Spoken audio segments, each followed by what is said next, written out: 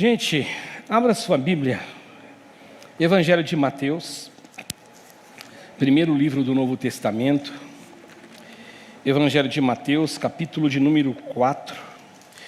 Eu quero ler o verso 18 até o verso 22. Evangelho de Mateus, capítulo 4, eu quero ler do verso 18 ao verso 22. Quem achou, diga amém. Jesus chama os primeiros discípulos, tem um título aqui na minha Bíblia, Jesus chama os primeiros discípulos. Andando à beira do mar da Galileia, Jesus viu dois irmãos, Simão, chamado Pedro, e seu irmão André. Eles estavam lançando redes ao mar, pois eram o quê?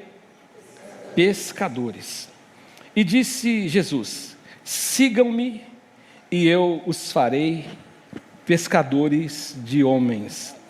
E no mesmo instante eles deixaram as suas redes e o seguiram.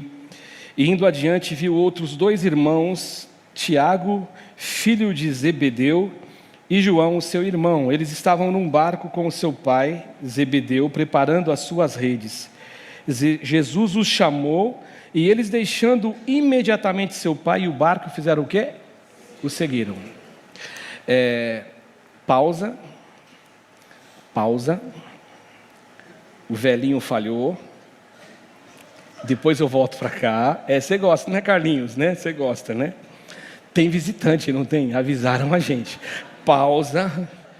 Depois a gente volta. Quem está nos visitando e faz uma cena para a gente, que é nosso convidado ou convidada que está aqui pela primeira vez. Cadê o nosso convidado ou convidada?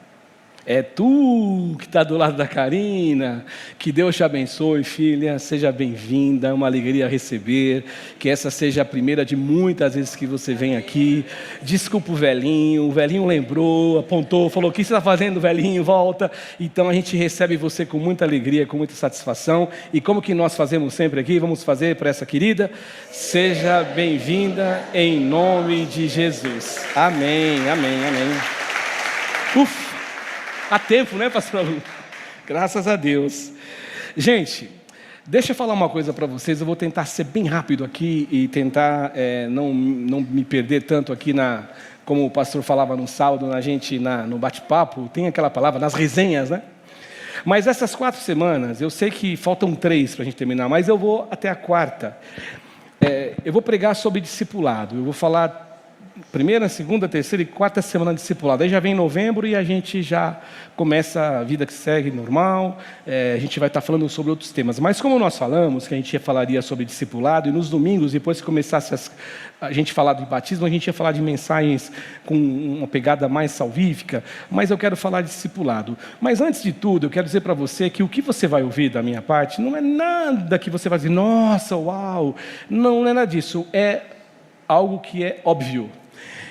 Foi atribuído ao pastor Davi, que ele disse que o óbvio tem que ser lembrado, não é, pastor Davi? Não, eu sei, mas o pessoal atribui para a gente, pastor, não tem jeito. Você fala e fala que é a gente, né? E é interessante, porque o óbvio tem que ser lembrado. Então, o que eu quero dizer aqui é coisa simples do meu coração, que Deus falou comigo, mas para que eu e você a gente possa aprender nessas 4 semanas a respeito daquilo que a gente sempre fala. Todas as células que nós vamos, nós falamos que fazer discípulos de Jesus, capacitando-os a se reproduzirem com frutos abundantes e permanentes. E hoje, o título que eu coloquei para a nossa mensagem o que vai aparecer aí, ó, é esse título aqui, ó. Eu quero que você se encaixe naquele ali, ó: gente comum para uma missão extraordinária. É a primeira coisa, gente comum. Você é comum, eu sou comum, nós somos totalmente comuns, mas Deus, Ele usa você, Ele usa a mim para a gente poder fazer coisas extraordinárias. Agora, o que seriam essas coisas extraordinárias? Jesus, certa vez, Ele disse assim que nós faríamos obras maiores do que Ele. Não foi isso que Jesus disse? E aí eu te pergunto se existiu algum ser humano no planeta que fez obras maiores do que Jesus. Eu acredito que não. Então, como que se explica isso? E aí vários os biblistas tentam dar várias explicações a respeito disso, né? Porque foi Jesus que disse. Então, e a mais assim aceita é que no sentido de que todos nós juntos fizemos muito mais coisas. A igreja fez muito mais coisas do que o próprio Jesus fez lá como ser humano, como homem. A igreja fez muitas coisas.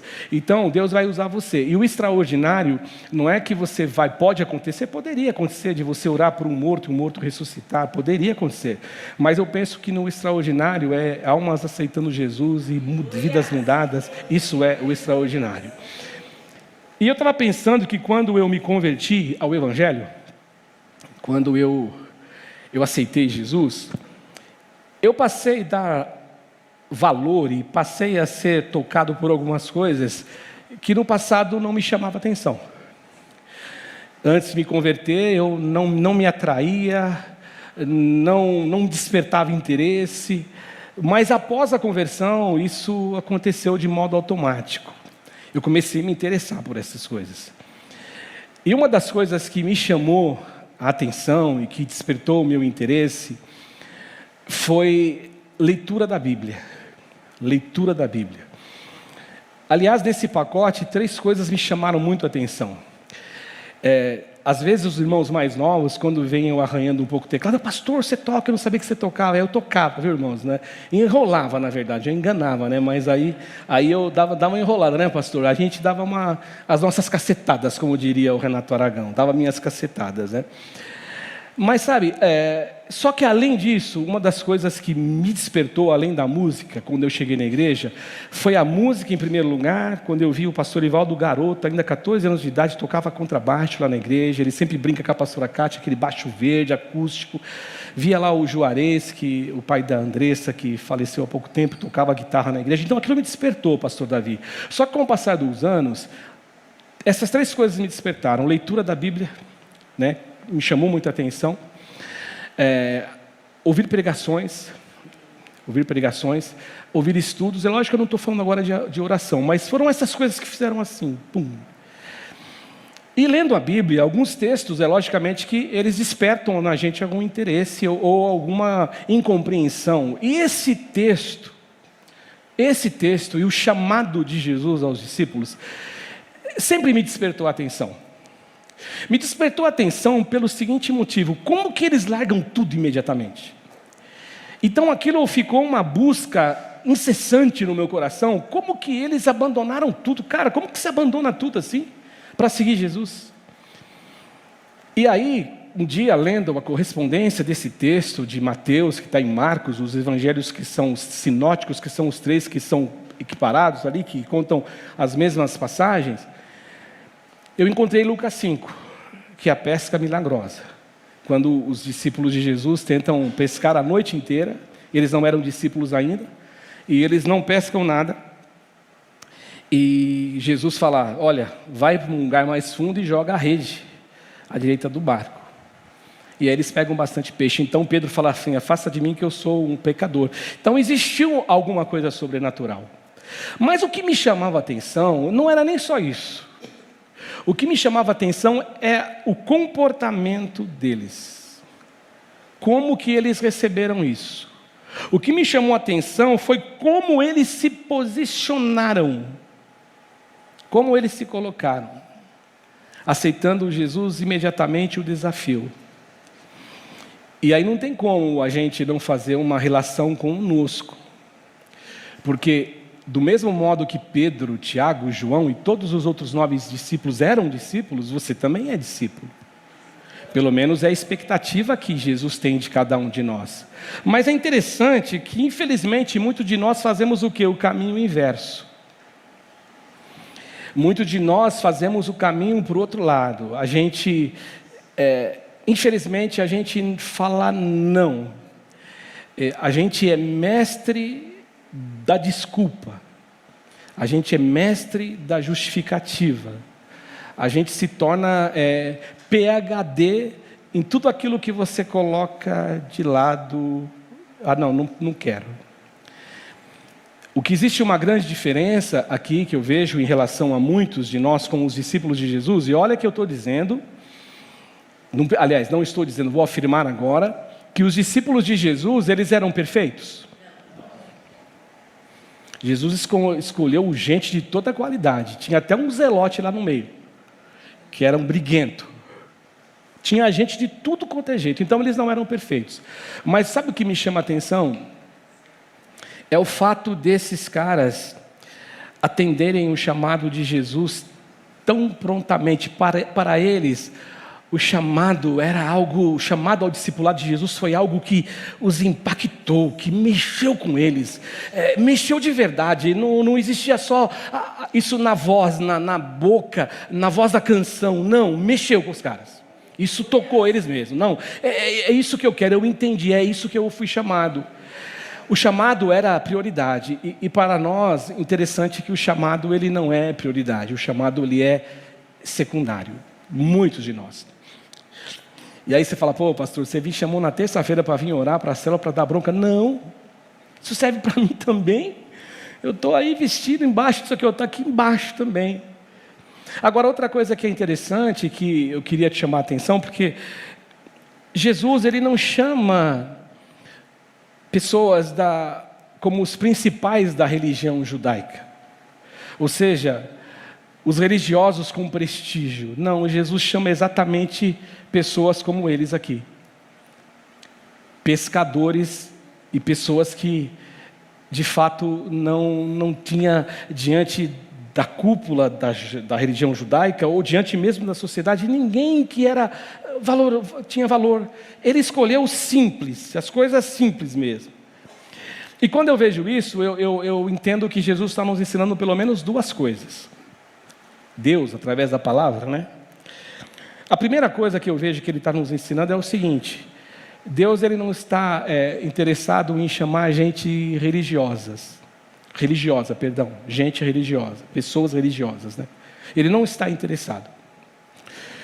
Porque a religiosidade, ela é uma adversária do discipulado. Quem é religioso não é discípulo. Quem escolhe o caminho da religiosidade não escolhe o caminho do discipulado.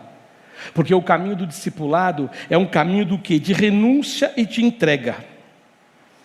Ponto, é isso que eu preciso saber. Segunda lição, dentro desse processo que eu estou falando, dentro desse pensamento.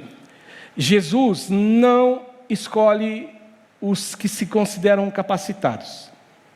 Não escolhe. De jeito nenhum. Jesus não chega e fala, não, eu não escolho capacitado. Eu conversei com o irmão esses dias aqui, faz um bom tempo. E ele falou assim de uma outra pessoa, e a gente conversando, preocupado com a ausência, e ele disse assim, pastor, o problema é que essa pessoa, não é uma crítica, mas é uma constatação. Essa pessoa, ela sempre está preparada. Não, deixa que eu faço. Mas você vê que ele não está preparado para fazer. Mas é uma pessoa que confia no quê? No braço, na força, na sabedoria, no entendimento. Você já ouviu o teu pastor falar um monte de vezes aqui que ele é tímido, que ele não, o que Deus usa ele aqui, do jeito que ele faz, porque não é ele, é o Espírito Santo. Ontem mesmo a gente conversando com um casal, a moça disse, olha, não é na minha força, não é. Então Deus não escolhe aqueles que são capacitados.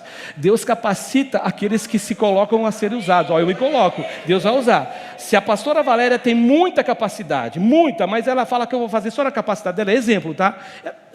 Eu vou pegar o João que falou, eu não sei. E aí eu me lembrei de uma coisa. Quando eu era criança, garoto, Davi, você pastor que joga bola, eu lembro quando a gente jogava futebol, na várzea, lá na brincadeira, não era nem o campo de várzea, era no Baeta lá, quando a gente ia escolher o time para jogar, né? Então ficava toda aquela garotada assim, né, Wilson? Eu vou escolher o pastor Davi, eu escolho o Davi jogava bola, vou escolher o Wilson, o pastor Laerte. E aí, os mais ruinzinhos, o pastor Lula, ficando tudo por fim, né? Eu não sei se você ficava para o fim. Eu posso dizer que eu não era o craque, mas não ficava para o fim. Nem o Roberto ficava para o fim. Mas o que era a cabeça do capitão que era separado para escolher, pastor Ivaldo? Escolhia quem? Os melhores. E os piores ficava para quê? Para o fim. O Patrick também disse que é bom de bola. Já ouvi falar que o Patrick é bom de bola. Então, Patrick, os ruins ficam para o fim. Eu quero dizer para você, de verdade, o princípio divino não é assim. Jesus não escolhe aqueles que se julgam melhores. Jesus escolhe aqueles que são os piores, os desqualificados. Porque a palavra de Deus, Paulo apóstolo... Amém? O Paulo apóstolo disse assim que ele escolheu as coisas loucas desse mundo para confundir o quê? As coisas sábias. Os fracos para confundir o quê? Os fortes. E os que não são para aniquilar os que são. Ponto final. Então hoje, o tempo corre pra caramba aqui, né? Eu quero falar de 3 lições. Olha, 3 lições. Hoje vai ser 3 lições do discipulado. E como eu falei para você, lembra? As lições não são, uau, que mensagem, de onde que ele tirou isso? Não são óbvias. Só que a gente esquece. E a primeira lição é que o discipulado, ele é o quê? Pessoal. A primeira lição, o chamado para o discipulado, ele é o quê? Pessoal. E eu vou afirmar isso por uma razão. E eu vou dar a razão, e talvez você vai dizer assim, mas isso eu já sabia. E no domingo das 10h30, porque as nossas mensagens, de 3 mensagens, todos, sem exceção, quando a pastora Lu já pregou de domingo, o pastor Laete, o pastor Ivaldo prega, o pastor Davi também prega, eu, o pastor Ivaldo que prega de 15 em 15 dias, elas vão mudando, não o bojo da mensagem, o esqueleto, elas mudam os exemplos, porque Deus sabe quem está aqui para ouvir, Deus vai usando a gente. Mas às 10h30 eu disse assim que o nosso grande problema é saber. Tem gente que acha que sabe muito. Tem gente que acha que sabe bastante. Eu até acho que a gente sabe muitas coisas. Eu garanto para vocês que vocês sabem muitas coisas. Vocês têm muito talento, eu tenho talento, você tem, cada um tem um talento, Deus deu talentos a nós. Nós sabemos muitas coisas. Mas o grande problema então não é saber. O grande problema é achar que sabe, porque Paulo também disse que quando eu penso saber é que eu não sei, lá em Coríntios. Quando eu acho que eu sei é porque eu não sei. Então quando eu penso que eu sei tudo, cuidado. Vamos voltar, vamos ressignificar isso aí. Mas eu acho que o grande problema do saber, achar que sabe, é se o que eu sei, o que eu aprendi, eu estou aplicando. Essa é a grande verdade. Se eu estou aplicando aquilo que eu aprendi, se eu estou fazendo, pondo em prática. E eu lembro que quando a gente fala de discipulado, e ontem a gente conversou sobre isso, o discipulado, e o pastor Ivaldo, o ano que vem, ele vai fazer um trabalho que nós aprendemos aqui no sábado, vai ser bem legal para a igreja, eu estou com muita expectativa. O discipulado, ele envolve o que, gente? Distância ou relacionamento? Relacionamento. Discipulado, ele só é discipulado se existir o quê? Relacionamento. Senão não é discipulado. Como que você pode dizer que o fulano é discípulo? Quando tem relacionamento. E o relacionamento, principalmente o relacionamento com Jesus. E aquele texto do evangelista Mateus, quando ele fala do convite, o vinde a mim, é esse o convite que Jesus faz? Vinde a mim todos os que estão o quê? Cansados, sobrecarregados. Tudo bem que ali Jesus está falando de uma detecção, ele detectou que ali no coração dos caras tinha gente sofrendo. Mas vamos usar o vinde a mim, vem aqui. Ou seja, o relacionamento é com Jesus. E eu aprendi que o chamado para Jesus, ele é pessoal, mas ele não é individual. A salvação é pessoal, mas ela não é individual, porque Jesus nos convidou a não ficar sozinhos. Nós temos que ser pessoas que andam o quê? Juntos. Esse é o chamado de Jesus. Então, quando o Jesus fala, vinde a mim, o que ele está dizendo é o seguinte, vamos ter relacionamentos? Vem andar comigo, vem caminhar comigo, vem fazer o caminho junto comigo, do meu jeito, do meu lado, ou na frente de você, você me seguindo, ou eu indo atrás de você para te proteger. É assim. E este ano de 2025, principalmente a liderança, mas também aos domingos também, a gente também pregou, a gente ouviu muita coisa de discipulado. Eu vou falar mais 4 semanas de discipulado, sobre discipulado. A gente ouviu muito. Mas a pergunta que a gente precisa fazer para a gente é, eu tenho só ouvido, eu tenho só escutado, e aí você pode colocar as duas na mesma classificação, não vou dividir agora, dizer que uma é uma coisa, outra é outra. Não, eu tenho só pego isso tem sido só um monte de informações e uma coletânea do quê? De teoria para mim. E aí eu me lembrei de uma frase que eu li um dia no passado, que o discipulado de Jesus é antes de tudo, antes de qualquer coisa, é estar com Ele, é antes do que fazer alguma coisa para Ele. Quando Davi ele foi construir, ele pediu para construir o templo. Deus concordou, mas Deus não tinha pedido um templo. Tá bom, faz. O pastor, acho que é o pastor Aloysio, né, pastor Ivaldo, que fala do bolo de chocolate, né, que ele fala assim, que tem gente que, ai Deus, eu quero te dar um bolo de chocolate. O pastor Ivaldo falou que esses dias ele foi fazer uma visita, essas semanas atrás a gente estava conversando, assim, falou, pastor, eu fui na pessoa sair do trabalho com a pastora Cátia, a gente foi lá, chegou lá, tinha tanta coisa boa, tantas guloseimas, ele não usou essa palavra, eu que usei agora, guloseimas, né, e, ai irmã, eu estou de jejum, mas com uma vontade de falar, Deus, permite comer isso aí. Não tem jeito. A grande questão é que às vezes eu quero fazer coisas para Deus, pastor Davi, mas Deus, Ele quer que eu faça as coisas? Pode ser, mas o que Ele quer, acima de qualquer coisa, é que eu tenha relacionamento com Ele. Que eu tenha relacionamento com Ele, é isso que Deus quer. Então a primeira lição do discipulado é pessoal. O que é pessoal? Pessoalidade. Eu tenho que ter essa relação. É uma coisa que Deus fala comigo. A segunda lição, aí você fala, nossa pastor, você descobriu o Brasil, né? Discipulado exige renúncia. Uau, que impacto, que legal, né? Mas ninguém quer renunciar. Que legal, né? Mas ninguém quer, né? Como eu falei para vocês, o que me chamou a atenção nesse evangelho? O que me chamou a atenção aqui foi quando eu vi os caras largando tudo. Eu falei, cara, mas como que larga tudo? Trabalhei numa empresa nacional, uma empresa muito forte aqui, mas era uma empresa familiar, 31 anos. Sabe, se Deus chegar e falar, larga tudo, cara, eu ia de repente falar, será que é mesmo? Será que é a voz de Deus? Será que é Deus que está falando? Mas eles não têm dúvida, nenhuma dúvida. Então sempre me chamou a atenção. E aí eu quero lembrar, Raquel, o exemplo do Will, lá a última vez que eu estive na tua célula, na célula da Márcia, lá da turma do Fabinho, da Dayana, da pastora Rita. Quando o Will Cinei, numa das pregações, eu não lembro se tinha sido eu ou o pastor que tinha pregado, mas o Will Cinei falou assim, aquilo gravou meu coração. Ficou, uma daquelas coisas que fica, Antônio, não sai nunca mais. Registrou, marcou. Renunciar a pecado é óbvio. Você tem que renunciar a pecado, pastora Valéria. Pastor Cássio, você tem que renunciar a pecado. Cara, isso está na cara, não precisa. Será que tem que explicar que você precisa ser marido de uma mulher só? Será que precisa explicar que você não pode ofender, falar mal do seu irmão ou prejudicar o teu irmão? Cara, isso está na cara. Agora, o que ele falou, o grande detalhe é quando eu renuncio aquilo que não é pecado. Isso me marcou muito. Porque às vezes a gente não quer renunciar àquilo que não é pecado. Mas não é pecado. Tá bom, não é pecado. A gente não gosta de ficar enchendo a bola de ninguém, contando os bastidores, mas teve uma terça-feira que a pastora Rita saiu daqui e foi fazer visita.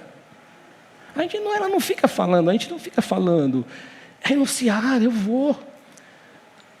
A gente já foi atender pessoas, na verdade, é brincadeira, né, irmão? A gente já foi atender o demônio 1 da manhã, foi expulsar o demônio 1 da manhã, não foi, pastor?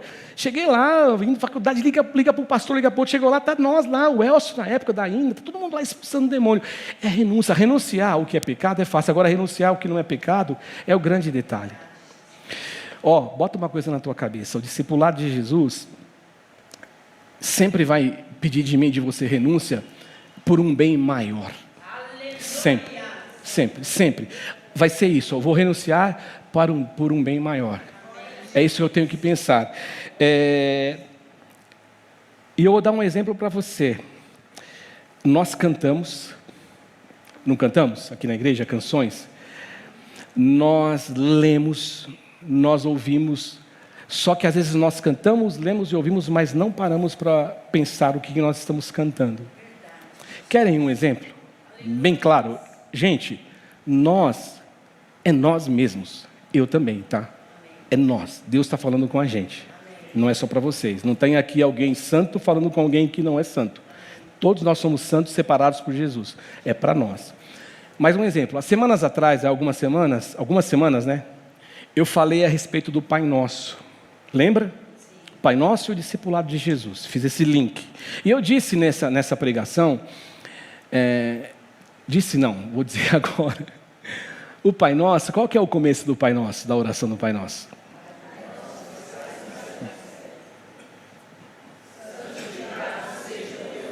Venha, ou a nós o teu reino, ponto.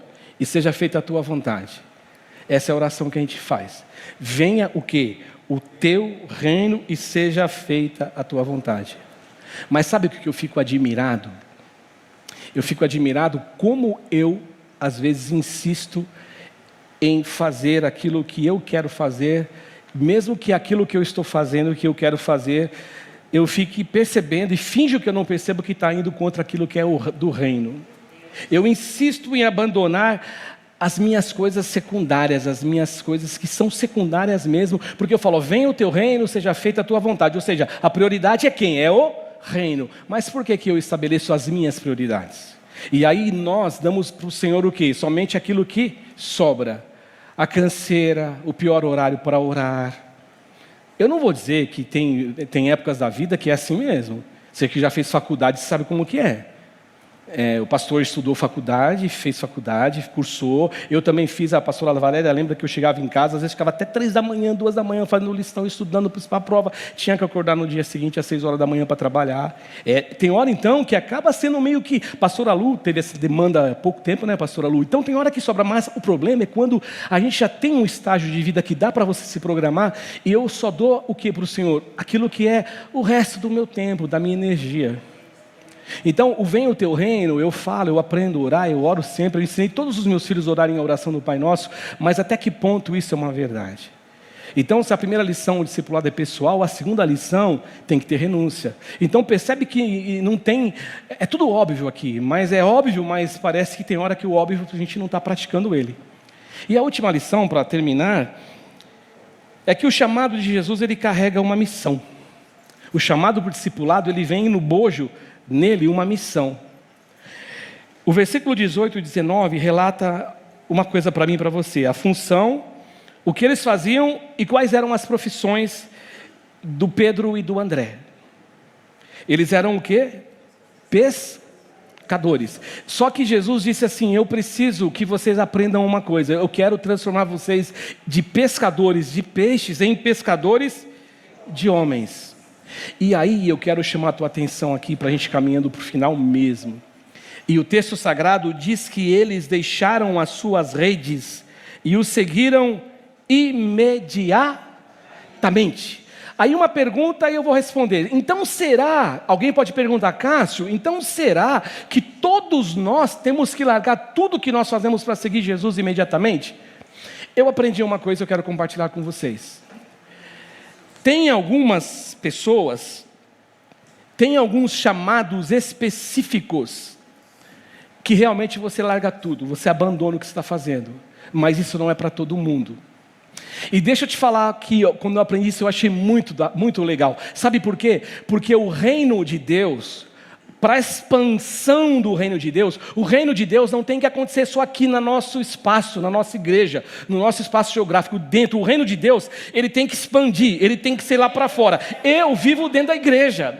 Eu vivo dentro da igreja, eu trabalho na igreja, eu fico aqui, segunda a sexta, eu fico aqui na igreja, às vezes eu tenho visita, eu fui no hospital hoje, eu fui fazer visita ontem, então acontece, mas é aqui, então eu vivo aqui, as minhas relações são com gente de igreja, às vezes eu vou no mercado, encontro um, converso com um, mas a gente vive na igreja, mas então de repente o meu chamado foi para ser pastor, o chamado de alguém é para ser missionário, de repente você não tem esse chamado, mas você pode ser um discípulo de Jesus no teu trabalho, você pode ser um discípulo de Jesus aonde Ele colocar você, aonde você estiver, é isso que eu entendo. O reino de Deus não acontece só aqui. Aí eu me lembrei de um testemunho que eu ouvi uma vez que um pastor contou de uma membra da igreja dele. O pastor falou que foi tão lindo, ele contando pra gente, que ele falou assim, pastora Rita, que ela disse assim, que ela arrumou um emprego, sério, numa empresa para ganhar muito bem, um salário muito legal. Só que ela disse assim, eu cheguei um dia para trabalhar, e foi muito nítido, assim, que como se o Espírito Santo me trouxesse no coração, na minha consciência, uma voz. E a voz que o Espírito Santo trouxe no meu coração e para a minha consciência, assim, que foi um despertar. Deus não me colocou aqui para ganhar bem, numa boa empresa. Não é só para isso. Eu tenho certeza que Deus não me colocou aqui só para ganhar bem e ser alguém que vai estar se beneficiando de um resultado porque ela estudou, ela batalhou, ela correu atrás. Não. Deus me plantou aqui para que eu fosse uma discípula de Jesus. E ela disse assim que um dia ela percebeu que tinha uma garota que ela trabalhava lá, que ela Ela é um pouco solitária, as pessoas acabavam deixando ela um pouco de lado, sabe? Aquela coisa de deixar do escanteio. Aí Márcia, ela procurou saber a data de aniversário daquela menina. Ela ficou observando, como uma boa discípula de Jesus, ela ficou observando tudo, né? E aí no dia do aniversário dessa menina, depois que ela estava lá com o tempo, ela falou assim: eu queria almoçar com você hoje. Ela falou: comigo? Não é seu aniversário hoje? Mas como você sabe, né? E ela foi almoçar com essa menina. E ali foi o início de um processo de evangelização, de discipulado. Aquela menina, ela se tornou uma cristã, uma mulher de Deus. Aquela menina começou a dar fruto também naquele trabalho. Sabe por quê? Porque alguém compreendeu que o trabalho é o lugar de ganhar dinheiro, sim, é o lugar de ter recursos, sim, mas não é só para isso. Então, o chamado não é para todo mundo largar, não, vamos todo mundo para a igreja. Aqui no caso, se a gente fosse usar de comparação, não é isso. Deus vai te usar lá onde você está. E para concluir mesmo, eu termino a minha fala dizendo assim que Jesus, ele chama pessoas comuns com propósitos eternos.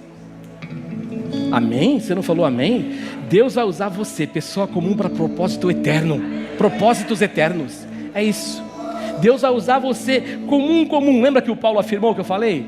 Deus escolheu as coisas loucas desse mundo para confundir as sábias. Portanto, Jesus chama a mim e você, pessoas que são pessoas comuns, para uma tarefa e uma obra extraordinária. É isso que Ele chamou. Deus chamou você.